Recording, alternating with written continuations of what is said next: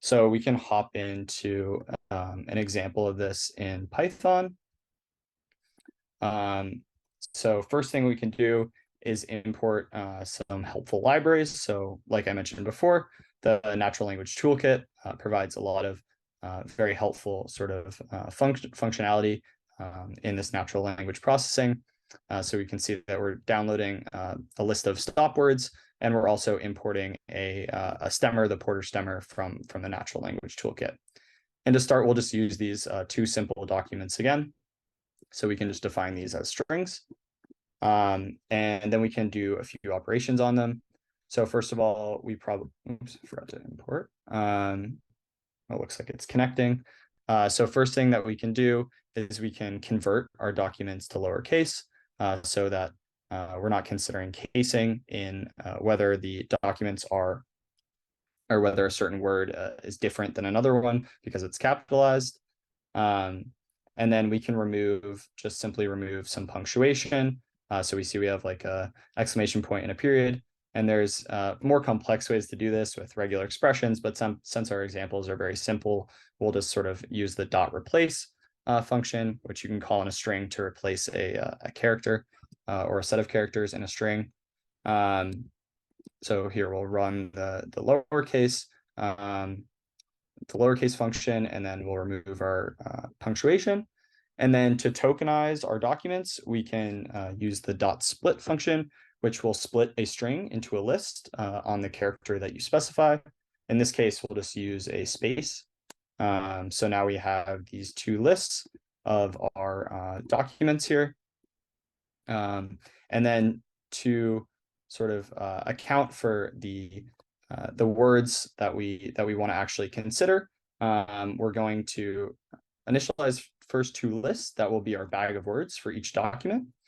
And then we'll also initialize our Porter stemmer, which is just with this syntax. So this, remember, we imported this from our natural language toolkit. And then we can just loop through our words in the document. We'll stem them. And then we'll just check if our word is a stop word. So that's going to remove those words like I and is, to, in, more, about, like we talked about on the slides. And then if it passes that test, if it's not a stop word, we can append it to our bag of words for that document. And then we'll do the same thing for document 2. So then we're left with these two lists that look just like the ones that we had in the slides.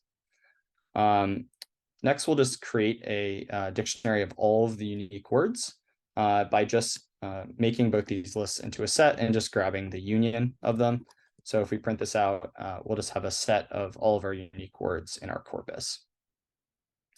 And then what we'll actually do with that is initialize two dictionaries that will have all of those unique words, and then we'll say all of their values are 0 to start. And this is how we'll keep track of how many times a word appears in each document. So we'll loop through that bag of words, and then for each time a word appears, we'll just add one to our word count dictionary for each document respectively. So if we run that, we can see that we have just one occurrence of each of the word that happens in each document. We can then define a term frequency dictionary.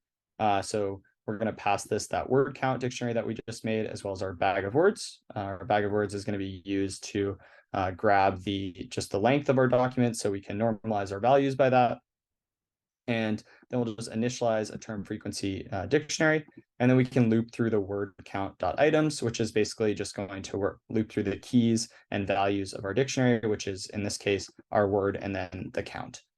So in this case, our term frequency per each document will just be our count divided by the length of our document k, and then we can just run those to produce our term frequencies for each document. Next would be creating this IDF function. And we're just going to pass this a list of our word count for each document. And we can initialize our IDF dict just based on the first document here with 0 for all of them to start. Because remember, our word count dictionary has all unique words from our corpus. Then we can just loop through the documents, and then through the document items, again, the word and then the count. And then we can just check if the value is greater than 0. And we're checking if the value is greater than 0, because if it is, then that means that that word appears in the document, and we can add 1 to our IDF score. And at the end, we'll just loop through our IDF dictionary and actually convert these to inverse document frequencies by doing the total number of documents divided by that number of documents that the word appeared in, which we just got from this upper for loop. And then we can just return our IDF dictionary. So in this case, we can see that we have these same values that we saw in our table. And then finally, the TF-IDF sort of function will just combine those term frequencies and the IDFs by multiplying them, and then we'll get our term frequency inverse document frequencies for each document.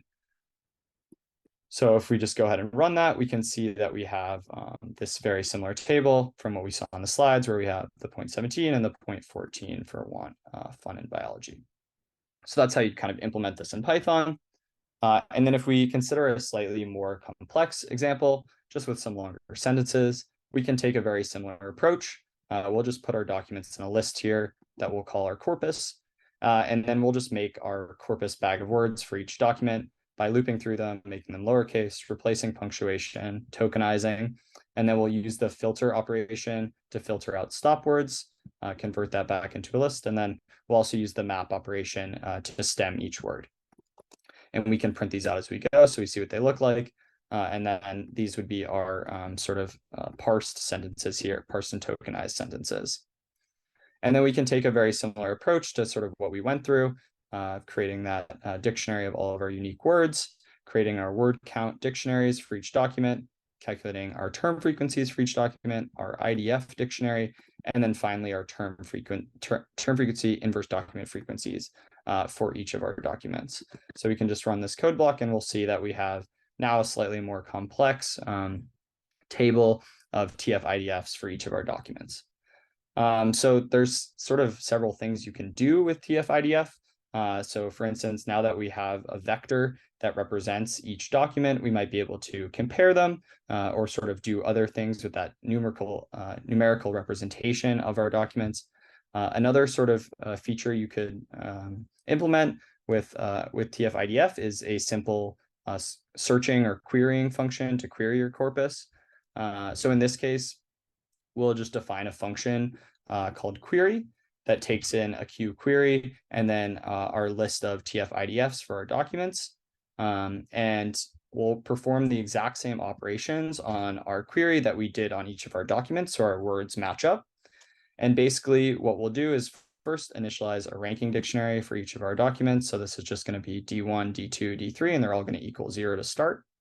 And then we'll actually loop through each word in our query, stem that word, and then we'll loop through each of our TF-IDFs from our corpus. And if that word is in our TF-IDF dictionary, then we'll add that value to our ranking. So in this way, we can rank documents by the importance of each word in that parsed query. So for instance, if we looked up text mining, they would all be 0, because if we look back at our corpus here, we mentioned text mining in all of the sentences. So there's no real differentiation there. The IDF is going to be 0, resulting in these values being 0.